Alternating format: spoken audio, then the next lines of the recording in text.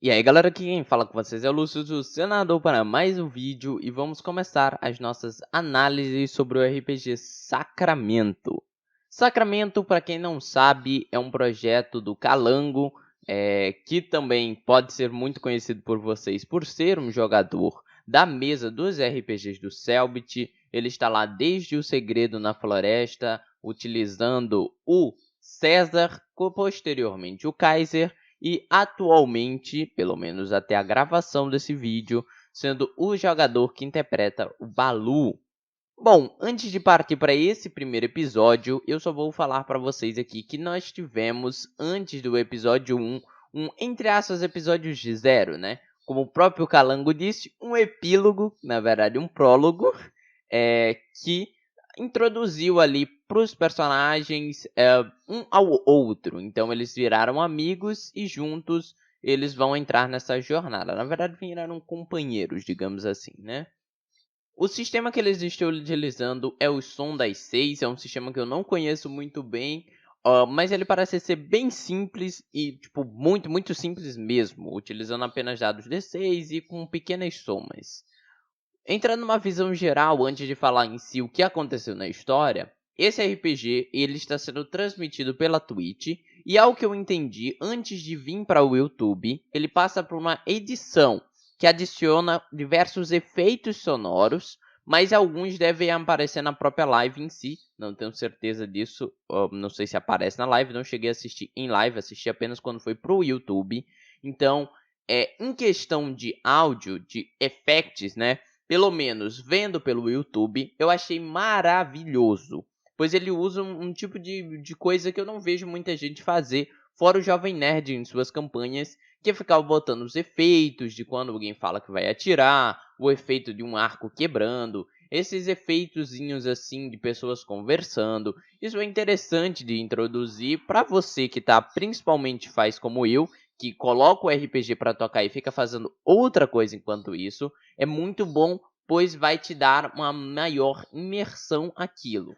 A filmagem, a forma que eles trocam às vezes de câmera, indo para uns ângulos bem diferentes, também é muito, mas muito interessante, pois causa uma quebra nessa questão de quando você está vendo um RPG ou um podcast, que no caso do RPG do Balela, ele funciona mais como um podcast, digamos assim, a forma das câmeras, do que como um RPG que normalmente separa os personagens em quadros. Então ele deixa muito mais livre o ambiente. E essa troca de câmera, que às vezes pega uma câmera que se treme, que é irregular, que mira só na cara de um, quando ele está falando alguma coisa muito importante, também dá um sentimento de mudança para aqueles que estão assistindo, assim, não fica uma coisa travada, parada o tempo inteiro, com diversas pessoas conversando e às vezes as câmeras trocando de lugar. Então, isso também é muito legal. Um pouquinho sobre a abertura do RPG, que é algo interessante. O Calango fez toda uma questão de ir para um local escuro, fazer meio que uma gravação de abertura, como se eles estivessem entrando num programa em si. Foi muito legal, pois trouxe uma questão de que, tipo, agora a gente vai mudar. A partir daqui, a gente vai entrar no mundo, a gente vai entrar no RPG, que é semelhante ao que o Selbit faz, tentando uma pequena introdução, depois entrando numa abertura, em si entrando na mesa. No caso do Calango, ele junta a abertura junto com essa conversa inicial, com essa explicação de que é o mundo.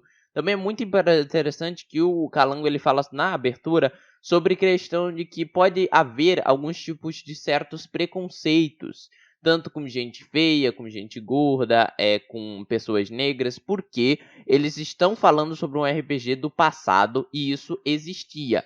Não é uma questão de que eles não vão mudar a história de tudo que aconteceu para que esses preconceitos não existam. É até melhor para informar para vocês como que é o mundo na vida real e que no passado as pessoas eram desse jeito terríveis, ok?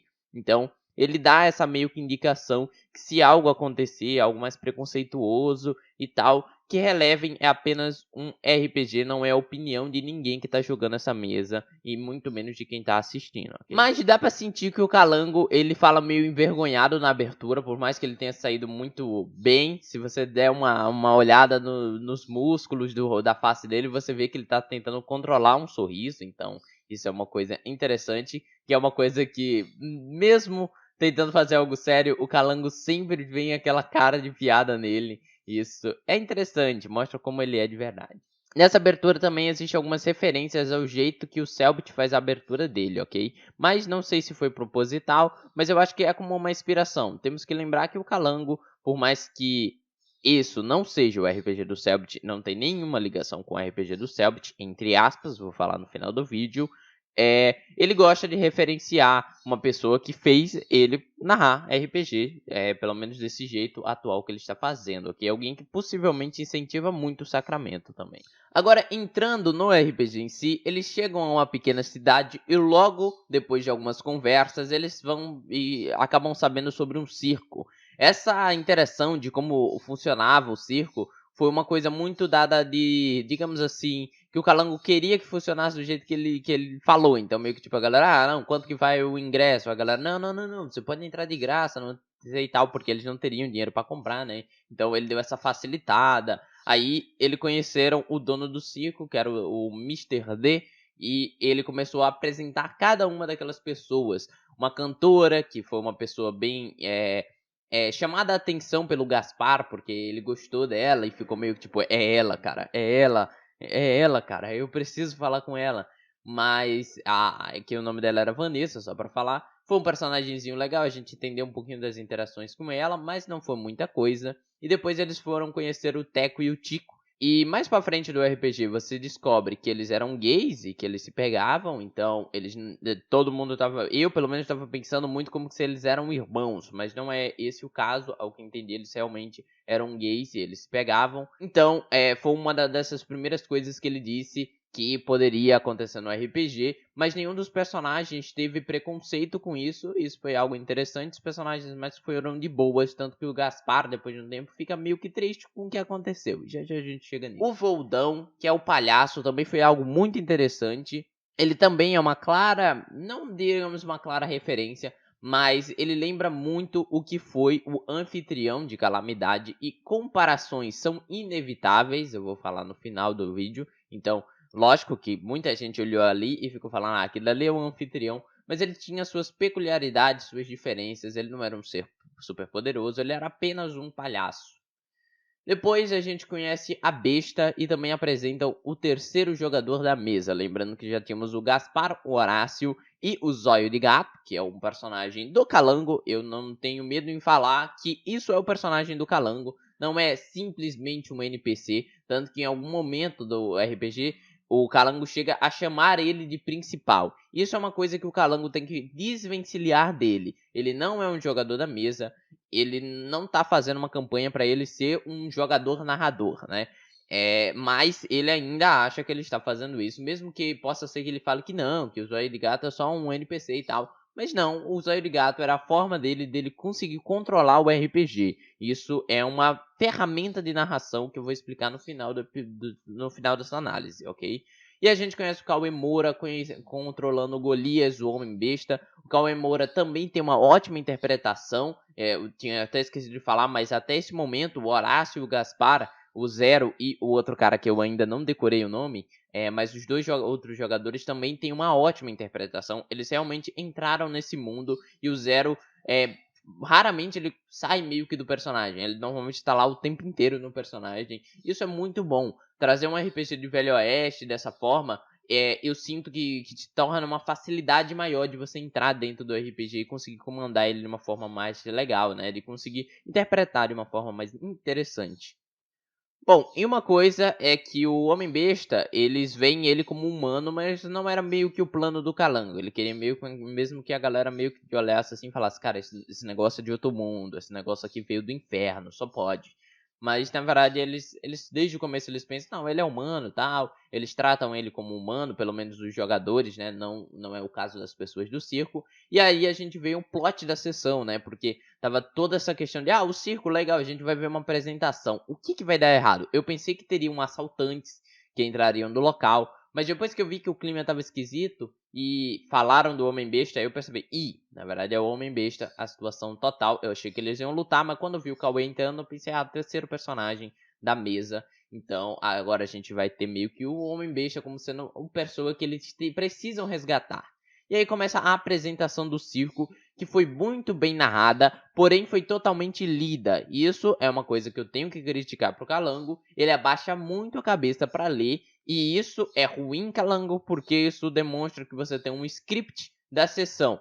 Logicamente que não é um script inteiro, pelo menos eu creio que não seja um script inteiro, mas esse momento, lógico, que é uma parte que, já que nenhum jogador iria fazer nada e não era necessário jogar testes nesse momento, sim, você ter um script de como é toda a apresentação é muito interessante, vai fazer você narrar melhor. Tanto que uma coisa que eu tenho para falar é que o Calango é ótimo em narrar ambientes, situações, ele consegue detalhar emoções, não detalhar, no caso ele consegue demonstrar as emoções, só que um problema é que sempre lendo, ele normalmente não consegue desenrolar. O Calango ainda tem que desenrolar melhor. Ele é muito bom em pegar e falar algo que está escrito, que ele escreveu possivelmente. Mas agora, de criar algo ali na hora do zero, ele enrola muito para isso, ok? E aí, quando tudo sai do controle, em vez de esperar todo o show acabar e cada um ir para os seus locais para aí sim começar o tiroteio para libertar o Golias, o Gaspar simplesmente no meio do show vai lá fazer a sua apresentação e saca uma arma, bota na cabeça do Mr. D e tudo sai de controle. E aí é o momento que você vê que o Calango não sabe controlar a mesa. E como ele não sabe controlar, ele dá o miguezinho, que foi o seguinte: já que ele tinha os bonequinhos, ele tinha um mapa, ele meio que falou: galera, não, vocês vão sair pra fora, porque eu não pensei que vocês iam fazer isso, né? E ele tinha um cenário só do lado de fora, ele não tinha um cenário do lado de dentro do circo. E isso acabou meio que prejudicando algumas coisas.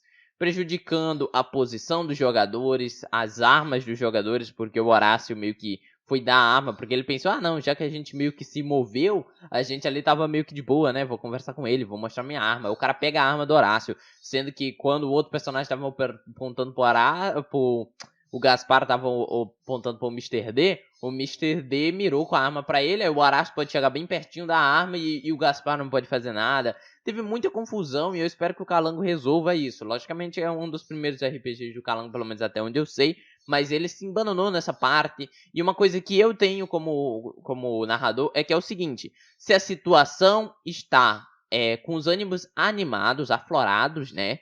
Você continua respeitando a iniciativa, independente de que se está tendo tiro ou não. Eu sei que é uma coisa que às vezes pode parecer meio rude do mestre, mas é uma questão, cara, se tá todo mundo ali com as armas apontadas um pro outro, você vai seguindo o turno de todo mundo. Porque senão alguém pode simplesmente gritar, dou o tiro, pá!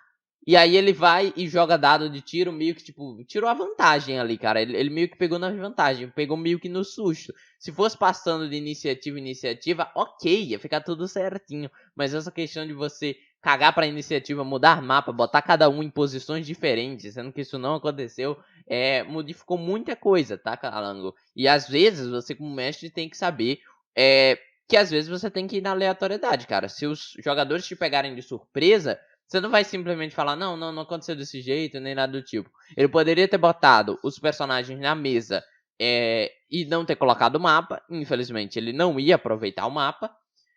Mas era uma coisa a se fazer. Por exemplo, outra coisa os personagens ali estavam todos com armas no meio da apresentação? Não estavam com armas no meio da apresentação. No máximo o Mr. D. Mas os outros personagens estão com suas pistolas, tudo ali no coldre, no meio da apresentação, não faria sequer sentido. Então, também tem esse problema de que você armou todos os NPCs com esse ato. E pegar desprevenido no RPG é uma questão de aproveitar. E você tirou todo o aproveitamento que os personagens teriam sobre a cena. Então, o Calango ainda está horrível em questão de aleatorizar o RPG e de controlar uma cena. No máximo que ele tenha o controle forçado de dirigir cada um para o canto que ele quer e dessa forma. Então sim, tenho críticas pesadas sobre essa ação que o Calango tomou. Espero que ele se corrija em outros episódios. A luta, por mais que tenha tido isso, foi muito boa. Os ataques do Golias, os tiros, a forma que eles executaram as suas ações foram bem legal. O Gaspar teve pena de atirar no Tico, se eu não me engano, ele tinha matado o Teco, e aí ele foi pro Tico. E ele teve meio que uma pena de matar ele, mas acabou matando e depois meio que comemorou e tal. Tipo, matei alguém, haha. Outra coisa, Calango, por favor, começa a falar dólar ao invés de real, porque eles falavam, tipo, vocês pegaram R$ 200 e tal, usa dólares, por causa que isso vai referenciar e vai dar uma imersão maior. Referenciar a trilogia dólar, que é das maiores trilogias de faroeste de filmes que existe, e você também faz as pessoas entrarem melhor na mesa. Falando dólar, eles vão saber que vocês estão nos Estados Unidos. Quando você não fala dólar, não parece que vocês estão jogando nos Estados Unidos, ok? Então, isso também é outra confusão que rolou. E agora a gente tem Golias no time deles. Avaliações ali meio que finais sobre a sessão, tá, gente? Essa foi uma análise, creio que foi rápida, mas é porque eu falei muito sobre certos detalhes. Mas vamos logo pro final, ok?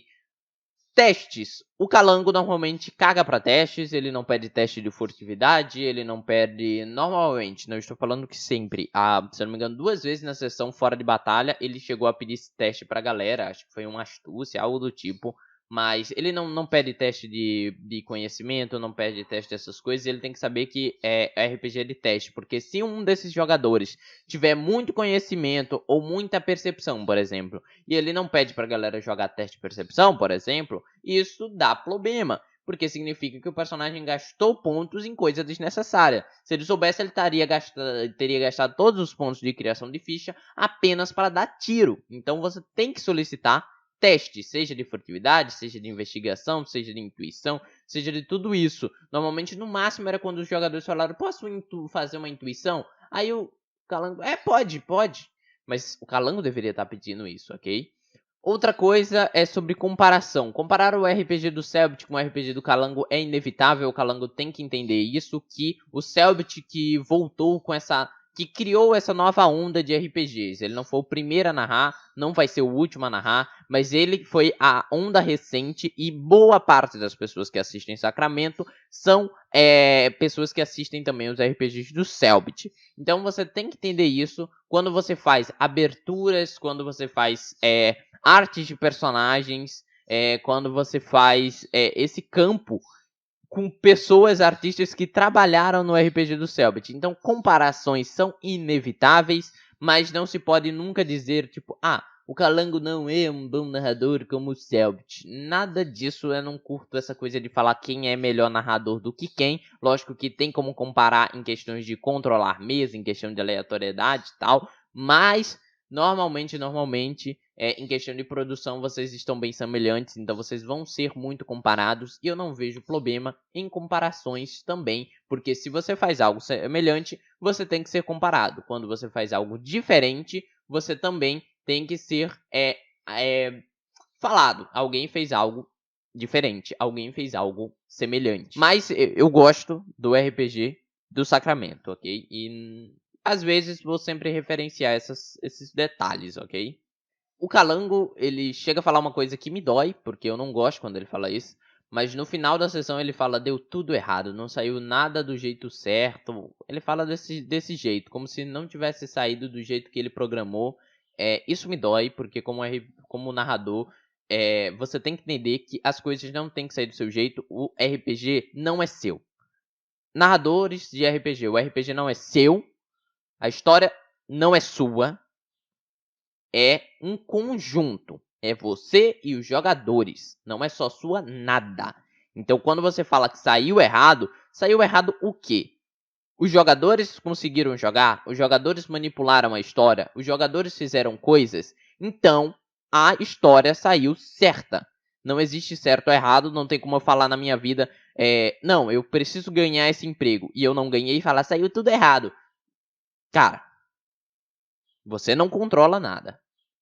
Você só fala algumas coisas, ok? O mestre só fala algumas coisas, mas você não controla o funcionamento da história.